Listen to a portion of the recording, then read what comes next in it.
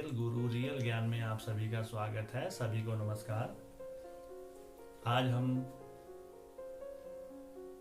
ब्रह्म मुहूर्त में उठने के पश्चात या जब भी आप उठो उसके पश्चात शास्त्र हमारा क्या कहता है, हमारी दिनचर्या कैसी होनी चाहिए और कुछ साइंस क्या कहती है, दोनों का मिश्रण करके मैं आपको बताऊंगा। देखिए, सबसे प्रथम बात, कम से कम 6 से 7 घंटे आपने सोना है और सोने से पहले छोटी सी एक क्रिया करनी है। 5 बार लंबे सांस लेने हैं और सोने के टाइम 3 चीजों के लिए उस प्रभु का शुक्रिया अदा करते हुए निद्रा ग्रहण करनी चाहिए, जिसको अंग्रेज लोग ग्रेटिट्यूड कहते हैं। वो हमें बड़े इजीली समझ आता है क्योंकि उसमें ग्रेटिट्यूड इंग्लिश का शब्द है। अगर भगवान के लिए शुक्राना शब्द बोला जाए तो थोड़ा सा ओल्ड फैशन लगता है। कोशिश करिए, ग्रेटिट्यूड ही कीजिए। 3 बातों के लिए प्रभु को धन्यवाद देते हुए शयन कीजिए। उससे अच्छी निद्रा आपने लेनी है तो पूरा दिन जी तोड़ मेहनत कीजिए। परेशानी के लिए आपके दिमाग में जगह ही नहीं रहेगी। और उससे भी एक स्टेप ऊपर अगर आपने करना है तो योग निद्रा आपको मैं ही प्रोवाइड करवा दूंगा। योग निद्रा की विधि के द्वारा आपने निद्रा लेनी है और सवेरे आप एकदम फ्रेश होके ही उठोगे। जब आप सवेरे उठ जाएं तो पिछले वीडियो में मैंने हाथ देखने का मंत्र और पैर जमीन पे रखने का मंत्र बताया है। अगर आपको संस्कृत पढ़ने में कोई समस्या आती है और अगर आपको किसी और भाषा का ज्ञान है तो आप वैसे ही भगवान का शुक्रिया अदा कीजिए कि हे प्रभु, आज आपने हमें उठा दिया, आज हम जिंदा उठे, इसके लिए आपका बहुत बहुत धन्यवाद प्रभु। उसके पश्चात पृथ्वी पे पैर रखते हुए पृथ्वी का धन्यवाद कीजिए कि वो हमारा भार उठा रही है। उसके पश्चात गुनगुना पानी, अगर सर्दी है तो गर्म पानी आप 1 गिलास यानी 400 से 500 ml का पानी पीजिए और तुरंत अपने टॉयलेट में जाइए और वॉशरूम जाने के पश्चात सवेरे कोशिश करिए कि आप मंजन के साथ ही दांत साफ करें। रात को सोते हुए ब्रश के साथ अपने दांत साफ करें और सवेरे मंजन के साथ साफ करें। कईयों को समस्या आती है कि उनका पेट साफ नहीं रहता। उसके बहुत सारे कारण हैं। हमारे शास्त्र और हमारा आयुर्वेद शुरू से ही अच्छी दिनचर्या के बारे में तरह तरह की जानकारी देता है।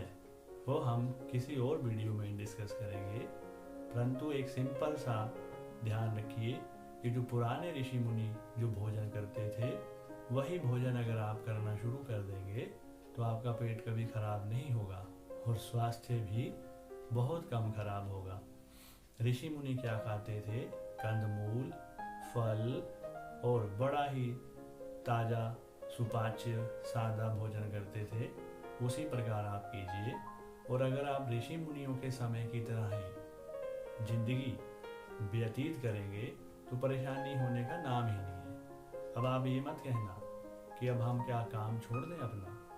ऋषि मुनि भी बहुत ही ज़्यादा हार्ड वर्क करते थे, फिर भी वह काफ़ी हद तक सुखी जीवन व्यतीत करते थे। मैंने एक आंटी जी मुझे मिले जिनकी अवस्था लगभग 80 साल हो गई और उनके सारे दांत सही थे। आजकल दांतों की समस्या, पेट की समस्या, तरह तरह की समस्या है। उन सभी समस्याओं का हल शास्त्रों में क्या बताया गया है वह मैं आपको बताऊंगा।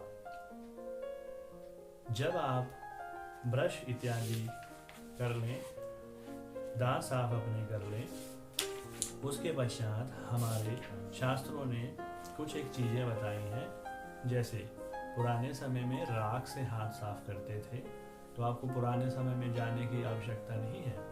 मुझे एक वाकया याद आता है कि मैं किसी रिश्तेदार के यहाँ गया तो उन्होंने बताया कि उनके पिताजी राख के साथ हाथ साफ करते थे। तो मैंने उनको बोला कि पुराने समय में वो बहुत बहुत अच्छी चीज़ थी। अब एक तो राख नहीं मिलती है और दूसरा कई प्रकार के बैक्टीरिया होते हैं जो हो सकता है कि राख से साफ ना हो। आप इन चीज़ों में ना पड़े। सिंपल साबुन, जो भी आपको साबुन मिलता है उससे अपने हाथ साफ कीजिए। उसके पश्चात हमारे शास्त्र और क्या कहते हैं, दांत धोने के पश्चात आप स्नान कर लीजिए। अगर आप स्नान के पहले कुछ योगाभ्यास करना चाहें तो प्रातःकाल बड़े ही सिंपल से आसन आप कीजिए। बहुत ज़्यादा जोर मत लगाइए। जिम इत्यादि की एक्सरसाइज शाम को करेंगे तो वो ज़्यादा अच्छी है। प्रातःकाल कुछ स्ट्रेच एक्सरसाइजेस जो योगाभ्यास के अंतर्गत आती है वह ही कीजिए। प्राणायाम कीजिए, कुछ वॉकिंग के लिए चले जाइए और वापस आके जब आपके शरीर का टेम्परेचर नॉर्मल हो जाए फिर आप स्नान कर लीजिए। और कोशिश करिए कि पूरे दिन प्रसन्न भाव से रहिए। सवेरे अगर आपने सवेरे जल्दी उठने की आदत डाल ली और ये आपने सब कुछ करना शुरू कर दिया तो निश्चित ही आपका जीवन स्वर्ग से भी सुंदर बन जाएगा। अब हमारे शास्त्रों में वस्त्र धारण के प्रति भी कुछ एक नियम है। पुराने समय में सभी लोग सूती कपड़ा पहनते थे।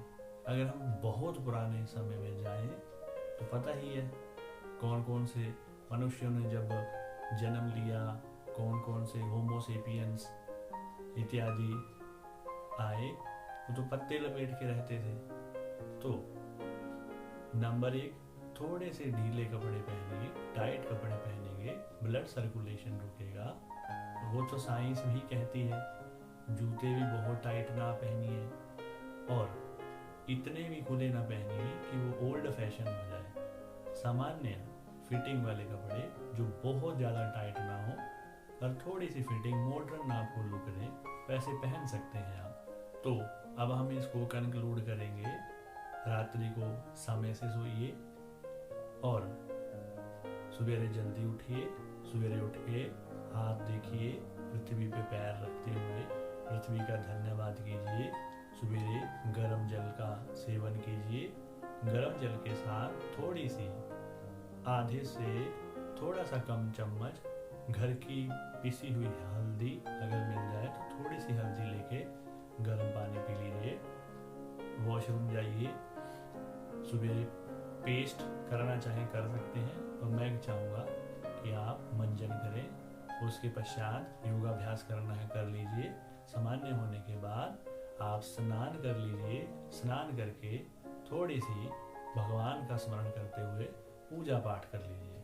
पूजा पाठ की कौन कौन सी विधियाँ होनी चाहिए एक गृहस्थी के लिए, किस प्रकार की साधना उत्तम है, हमारे शास्त्र क्या कहते हैं, अगले वीडियो में हम जरूर जानेंगे। नमस्कार।